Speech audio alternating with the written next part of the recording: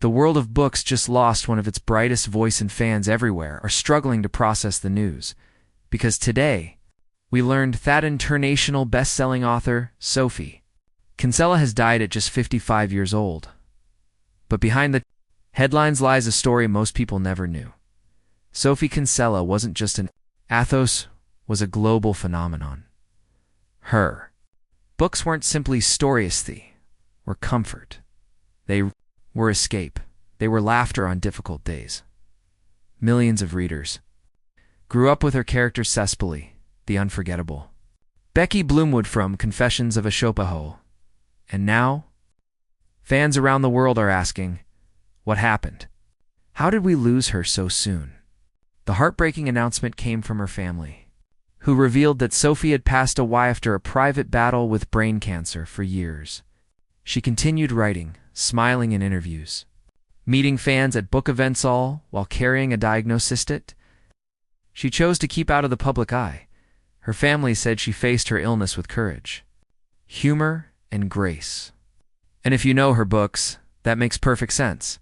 Sophie Kinsella's impact on literature is enormous. Her breakout hit, Confessions of a Shopaholic, launched a series that sold tens of millions of copies and inspired a Hollywood film.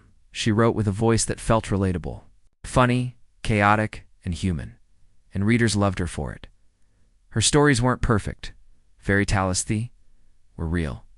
Messy, joyful portraits of women finding themselves as sin, a world full of pressure and expectations. Her characters made mistakes. They spiraled. They laughed. They started over. And that is why so many women saw themselves in her books. For many fans, Sophie wasn't just a writer. She was a friend. Her books helped people through heartbreak, through depression, through lonely nights and stressful chapters of their lives. Readers share stories of flying on airplanes, crying in bedrooms, or finishing a Shopaholic book in one sitting because her storytelling felt like oxygen.